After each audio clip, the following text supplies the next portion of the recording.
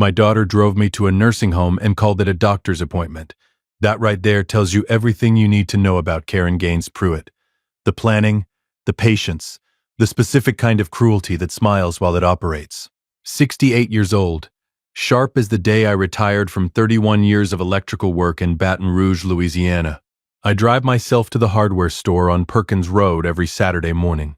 I manage my own bills, my own medication, my own everything. I mow my own lawn in the garden district, which in a Louisiana summer is either an act of discipline or an act of stubbornness.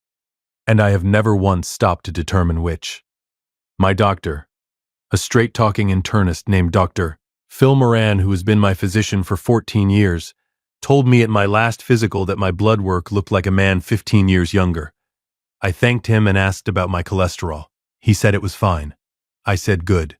We shook hands. That was February 6th. On Monday, March 10th, my daughter Karen drove me to what she described as a follow-up cardiology appointment on Jefferson Highway. It was not a cardiology appointment. It was Sunrise Gardens Memory Care, a facility with beige walls, soft lighting, and a welcome packet with my name already printed on it in a font that was specifically designed to feel gentle. Someone had been planning this long enough to order custom paperwork. Karen handed me a bag with 3 days of clothes, told the intake coordinator that her father had been showing signs of confusion, and left before I finished reading the cover page of the welcome packet. She didn't hug me goodbye. I noticed that. Here is what Karen did not know I knew. My neighbor Ray Coulter, 64 years old, retired postal worker, lived 2 houses down on Prytania Street for 19 years, had called me that same morning at 8:47 a.m., 14 minutes before Karen picked me up. "Jeff, there's a for sale sign in your front yard." I had looked out the window from my kitchen. No sign visible from the back. I'd told Ray I'd check when I got home. Then Karen pulled up and I forgot about it completely. I remembered it the moment I read Sunrise Gardens Memory Care on the welcome packet cover. I didn't say a word to the intake coordinator. I sat in that beige chair with the welcome packet in my lap, and I did the math.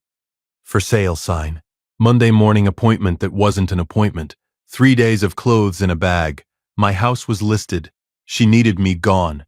My house on Prytania Street, a 4-bedroom Craftsman I'd owned for 31 years, paid off in 2011, maintained with the particular obsession of a man who spent his career understanding exactly what goes wrong when you don't take care of the infrastructure, was worth $380,000. I knew this because a neighbor 2 blocks over had sold a comparable property the previous October for $374,000, and mine was in better condition.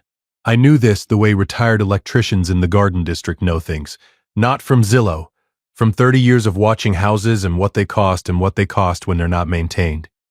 Karen knew it too. She'd mentioned the neighborhood appreciation at Thanksgiving, the way you mention something you've been thinking about for a while and testing to see who's paying attention. I was paying attention. I just didn't know yet what she was paying attention to. I had my phone. Karen had not taken my phone, which was either an oversight or a sign of overconfidence. And knowing Karen, I'm going with overconfidence. The intake coordinator, a pleasant, professionally warm woman named Lisa, who clearly had no idea she was processing a man who was about to make the most important call of his life, began explaining the 30-day evaluation period. I listened politely. I have spent 68 years being polite to people who are explaining things I didn't need explained. It is a useful skill. It buys time.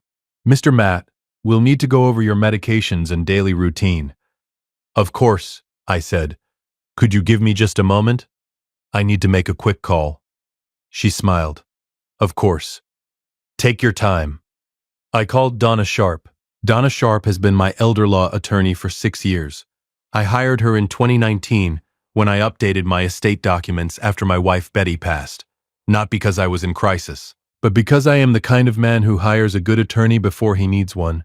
The same reason I check the smoke detectors every 6 months and keep a spare fuse box in the utility closet. Donna is 57. Sharp-edged in the way of a woman who has spent 20 years watching families do terrible things to each other and has developed exactly 0 patience for it. She picked up on the second ring. "Donna, it's Jeffrey Matt.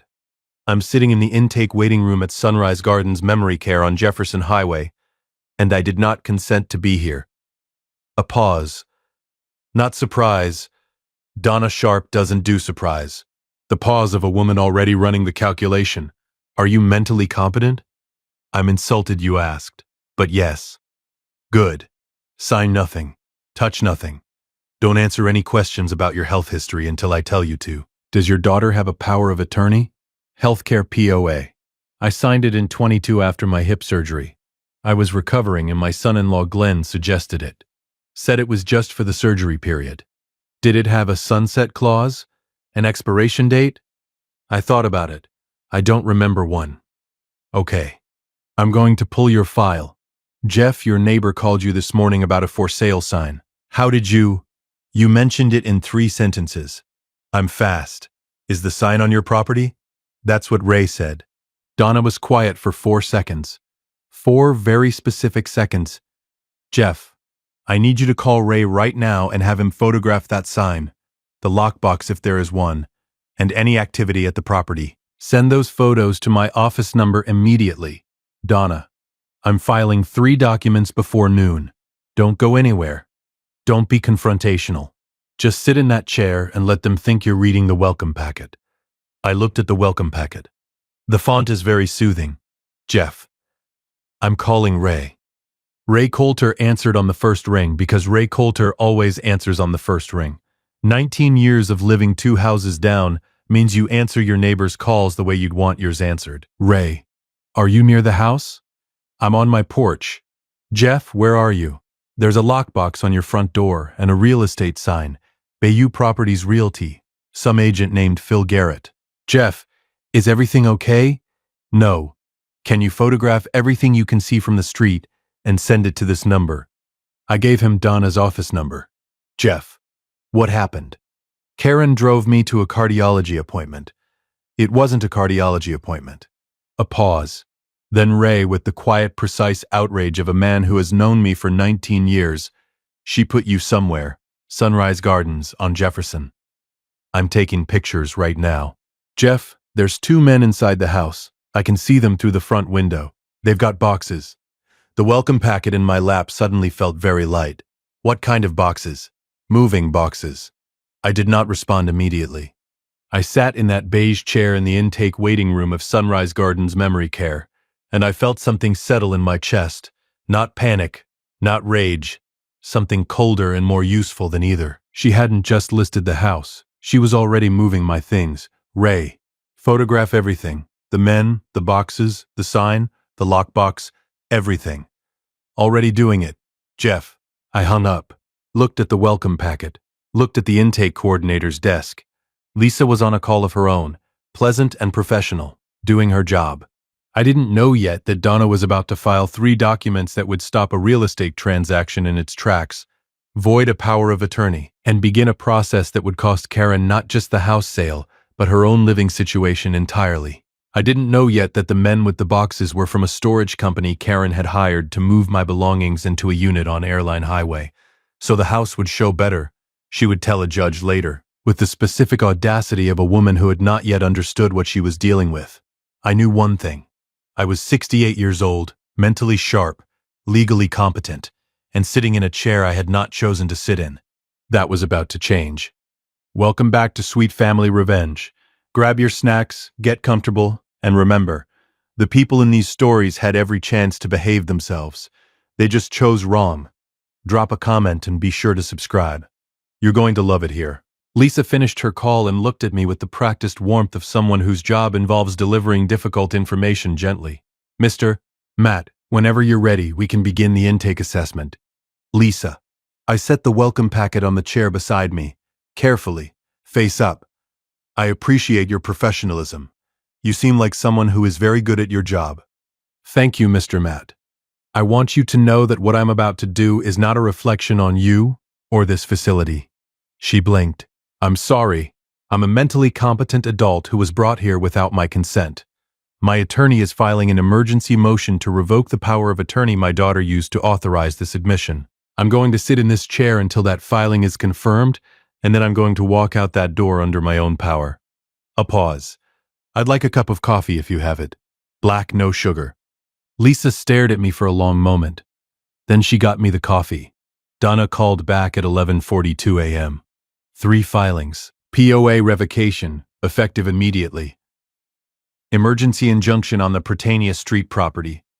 Halts all sale activity, listing, access, everything. And an adult protective services complaint for elder financial exploitation. How long for the injunction? Judge signs it tomorrow morning at the latest. Tonight, if I can get the duty judge. Let her. Don't answer. Let everything go through me from this point. The men with the boxes. I've already contacted the storage company. Once the injunction is granted, any movement of your property is contempt of court. They'll stop. A pause. Jeff, are you all right? I looked around the waiting room. The soothing font. The beige walls, the gentle lighting designed to calm people who had lost their capacity for calm on their own. I'm fine, Donna. I've been in worse places. Name one. The crawl space under a commercial building on Magazine Street in 2003, August. No ventilation. She laughed. The specific laugh of a professional who doesn't laugh often. I'll call you when the judge signs. I sat in that chair until 4:17 p.m. Then I walked out. 6 hours and 2 minutes from arrival to departure. Karen had planned this for months. It lasted one working day. There is a specific satisfaction in watching a complicated, months-long plan collapse in the span of a Tuesday morning court filing. I did not feel joy about it. Karen is my daughter, and nothing about what she did stopped being painful just because I had an attorney. But satisfaction? Yes. The particular satisfaction of a man who spent 31 years in electrical work understanding that the most important thing in any system is not what happens when it runs correctly. It's what you built in for when it doesn't. I built Donna Sharp in, Tuesday, March 11th. 8 a.m. Donna's office on Government Street, 4th floor. The corner suite that smells like good coffee, and filed briefs and 20 years of cases Donna had won by being more prepared than the other side expected. I was there at 7:55 because I am never late, and I had nothing else to do, since I had spent Monday night in a hotel on St. Charles Avenue because I was not going back to Prytania Street until the injunction was in place, and the moving company had been formally notified that any further contact with my property constituted contempt. Ray had offered his guest room. I told him I'd take the hotel. Some things you need to handle in a space that's entirely your own, and Monday night was one of them. Donna was already at her desk when her assistant, a focused young man named Ben who moved with the efficiency of someone who understood that every minute Donna spent looking for something was a minute she should have been filing something, brought me back. She had 2 files open, a coffee that was already half empty, and the expression of a woman who had been working since 6 a.m. and did not consider this unusual. Judge Patterson signed the injunction at 7:22 this morning. I sat down. That was fast. I called in a favor. The duty judge was Patterson, and Patterson has seen 3 of these cases in the last 2 years. She slid a document across the desk. Bayou Properties Realty has been served. Phil Garrett's broker called my office at 7:50 to confirm the listing is suspended. The lockbox has been removed. My address, 1847 Prytania Street, was in bold at the top. And the movers? Action Moving and Storage on Airline Highway was notified last night by email and this morning by certified letter. Any items they removed from the property before the injunction are subject to a return order. I'll be filing that motion this afternoon. How many boxes did they take? Ray's photographs show approximately 12 boxes loaded into the truck before he started documenting. We don't know what's in them yet. 12 boxes. 31 years of a life I'd built in that house. Betty's things still in the back bedroom, my tools in the utility room. 30 years of files and photographs, and the specific accumulation of a man who owned the place long enough to forget that most of what's in it has meaning beyond what you could replace. Karen had been in my house with hired movers on the day she dropped me at Sunrise Gardens. She had either hired them the week before, or she had them on standby. Either way, the timeline was planned down to the hour. Donna, what did she think was going to happen after I'd been there a few days? Donna set down her coffee. My best guess? She believed the facility would create enough distance, enough managed routine, that you'd be harder to reach and easier to manage. She probably expected the house to sell in 2 to 3 weeks, close in 30 days, and by the time any legal challenge could be organized, the proceeds would have moved. She was counting on the environment doing some of the work for her. I thought about the beige walls, the soothing font, the carefully calibrated gentleness of a facility designed for people who needed that gentleness. Her plan had one problem. Ray Coulter, Donna said. Ray Coulter, I confirmed. If you've been listening for a while and want stories like this to keep coming, it really helps if you hit that like button and subscribe. 97% of people never do, but it's what keeps this whole thing running. So, thank you for real. Karen called 11 times between Monday evening and Wednesday morning. I know this because Donna's instruction was to let every call go to voicemail, which I did with the specific discipline of a man who has spent 68 years finishing things he started. Karen's voicemails progressed in a pattern that Donna described after listening to all 11 as a masterclass in failed justification. The first 3 were calm, explanatory. Dad, I was worried. Dad, Dr. Moran said. Dad, this is for your own good, which told me she had prepared a story and was confident in it. The 4th through 7th were defensive. Dad, the house is a lot to manage.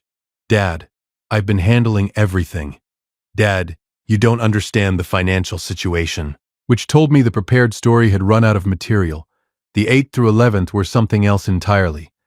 I didn't listen to those. Donna summarized them as increasingly aware that something has gone wrong with her plan.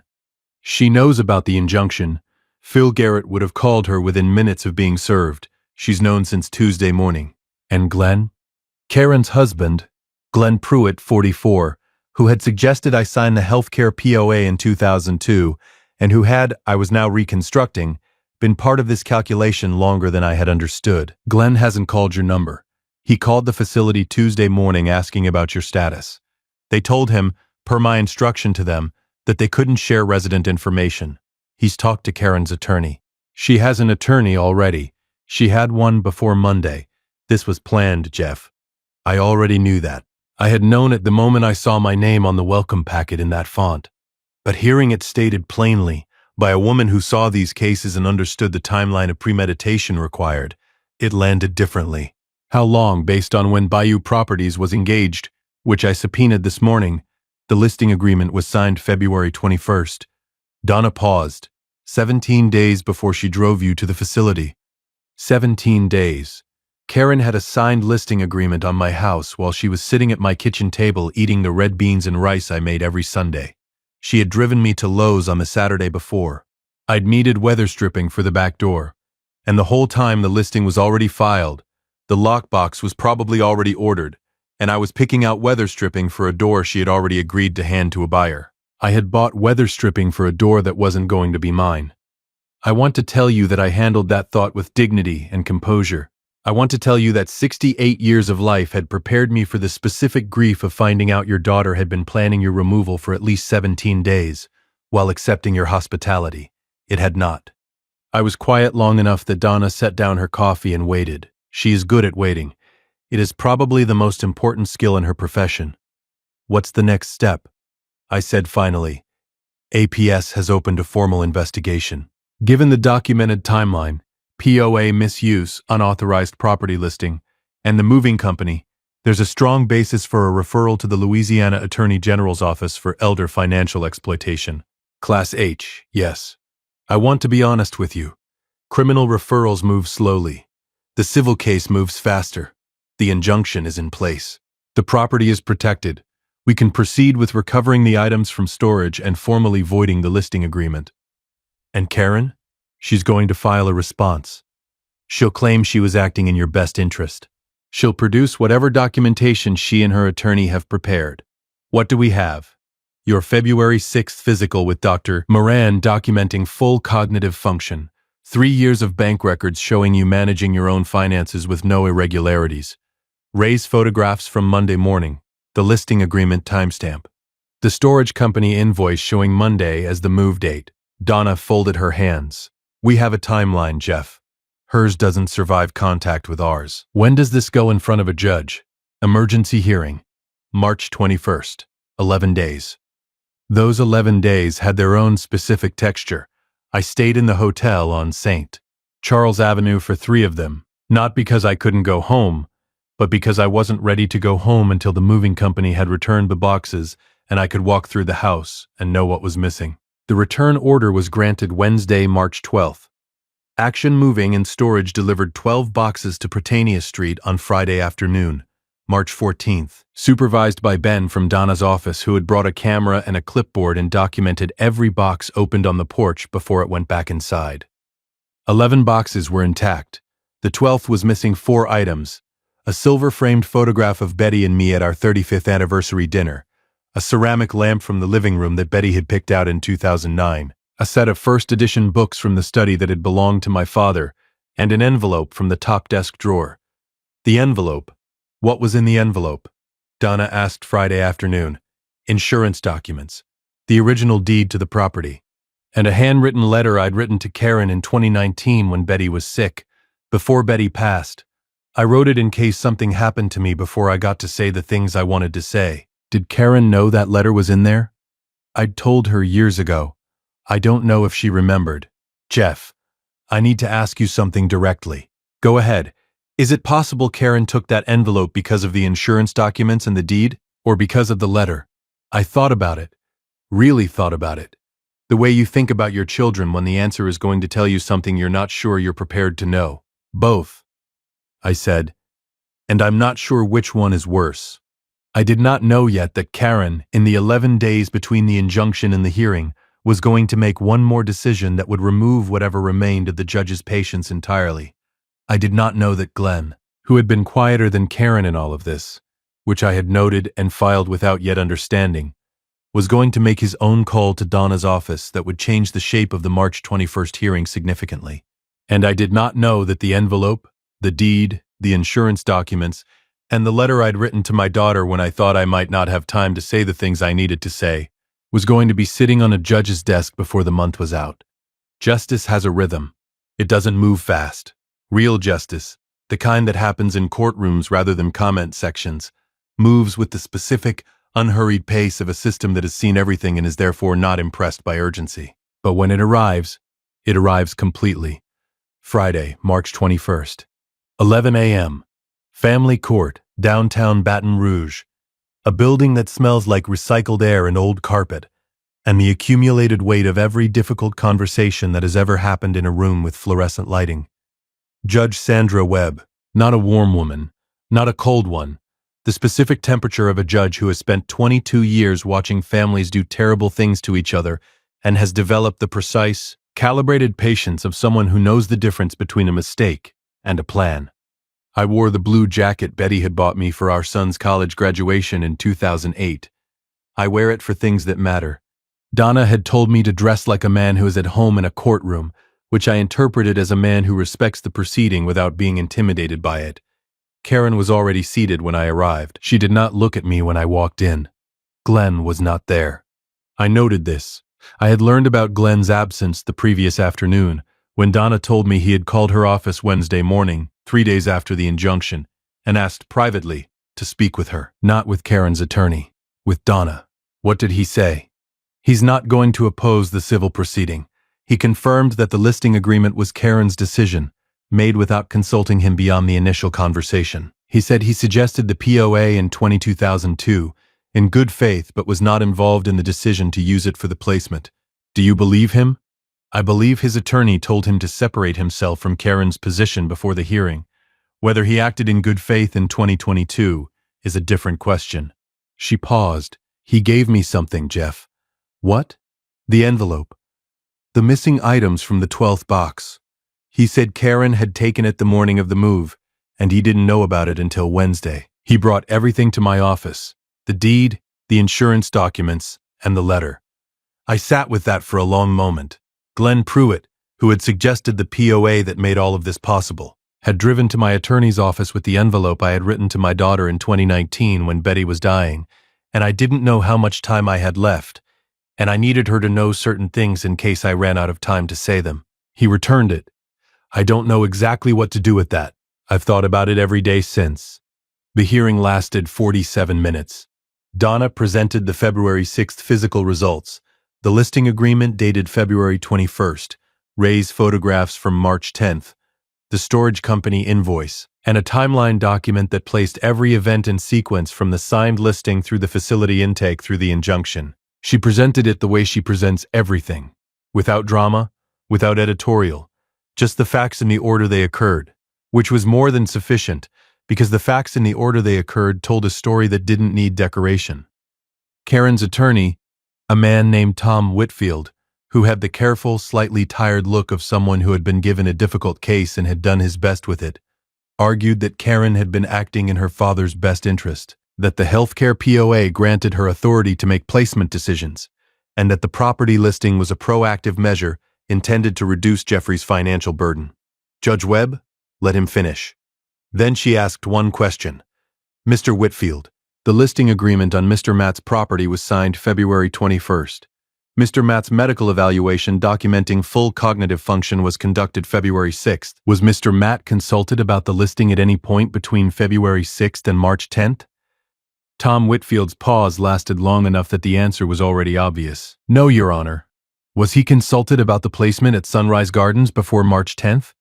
No, Your Honor. Was there a physician's order authorizing memory care placement? The facility conducted their own intake assessment. Was there a physician's order? Yes or no? No, Your Honor. Judge Webb looked at the timeline document for approximately 6 seconds. 6 very quiet seconds. Then she delivered 5 rulings in the measured, unhurried voice of a woman who had made her decision before she sat down and was now simply recording it. The healthcare POA was declared void as applied, used outside its authorized scope on a competent adult without supporting medical documentation. The property listing was permanently enjoined, and the listing agreement declared unenforceable. The Adult Protective Services referral to the Louisiana Attorney General was noted and supported by the court record. Karen Gaines Pruitt was ordered to return all items removed from 1847 Prytania Street on or before March 25th, which was largely moot since Glenn had already returned the envelope. But the order covered anything else. And finally, a no-contact protective order, effective immediately, restricting Karen from accessing the property or contacting Jeffrey without going through counsel. That last one landed in the room like a door closing. Karen's attorney put his pen down. Karen, for the first time since I'd walked in, looked at me. I did not look away. I did not look at her with anger. I looked at her the way you look at someone you have known their entire life and are only now, in this moment, fully understanding. Then I looked back at Judge Webb, because Judge Webb was still speaking and she deserved my attention. If you've made it this far, do us one quick favor. Subscribe. A lot of people watch without ever doing it, but it costs you nothing and means everything to us. Thank you. Genuinely. I want to tell you about the drive home. Donna walked me to my truck in the parking garage on Laurel Street, and we stood for a moment in that specific post-hearing quiet, where everything has been decided and there's nothing left to say that needs saying. The AG referral, I said. How serious? Serious? The timeline is documented, the amounts are significant given the property value, and the court record is clean. It moves slowly, but it moves. A pause. Jeff, are you going to be all right? I know. I'm going to be a lot of things about this for a long time. All right is probably too simple. She nodded. The letter, the one from 2019. Do you want me to file it or return it to you? I had thought about this since the moment she told me Glenn had returned it. The letter I'd written to Karen when Betty was in her last months, and I was 62, and scared in a way I hadn't been since I was a child, and I sat down at the kitchen table one evening and wrote my daughter the things I needed her to know in case I didn't get to say them. Return it to me, I said. It wasn't written for a judge. Donna reached into her briefcase and handed me the envelope. Still sealed. Glenn had not opened it. I do not know why that mattered as much as it did, but it did. I drove home to Prytania Street. Ray Coulter was on his porch when I pulled up. He stood when he saw my truck. Jeff? It's done, I said. He exhaled, the specific exhale of a man who has been holding something for 11 days. The house? Mine. The listing's gone. The no-contact order's in. Ray was quiet for a moment. Then, you hungry? Carol made a pot of gumbo. And that right there, is the thing about having a neighbor for 19 years. He knows that what you need after a day like this is not a conversation. It's food and a table and someone who has been on your side the whole time and doesn't need you to explain anything. Yeah, I said. Give me 20 minutes. I went inside alone first, walked through the house the way you walk through a house you've owned for 31 years after something has tried to take it from you. slowly, with attention, noting what's where, what's intact, what still belongs to you. The tool room. The study. The back bedroom where Betty's things were still arranged the way I'd left them after she passed, which I had not changed and did not plan to change. The kitchen where I made red beans and rice every Sunday, and had apparently done so while my daughter held a signed listing agreement for the building we were standing in. I sat at the kitchen table with the envelope in front of me for a few minutes. Then I put it in the top desk drawer where it belonged, where it had always been, where it would stay. Karen, I said to the empty kitchen, not with anger, not with anything dramatic, just her name, in her father's voice, in the house she'd tried to take. I went to Ray's for gumbo. Carol had made enough for 4 people, and there were only 3 of us, me, Ray, and their son Pete, who was home from Tulane for spring break and who had heard nothing about any of this, and so sat at the table talking about baseball and spring semester and a professor he couldn't stand. And it was exactly the right conversation for exactly the right reason. I didn't know yet what Karen was going to do in the weeks that followed. The AG's office moved slowly, as Donna said, and there were more hearings ahead, and more of the specific grinding work of consequence finding its correct address. I knew what I had. The house on Prytania Street, Ray 2 doors down, Carol's gumbo, the letter in the top desk drawer, and the particular quiet satisfaction of a man who built something for 31 years and then when someone tried to take it, made 1 phone call on a Monday morning and got it back. Some systems work the way they're supposed to. You just have to know which one to call.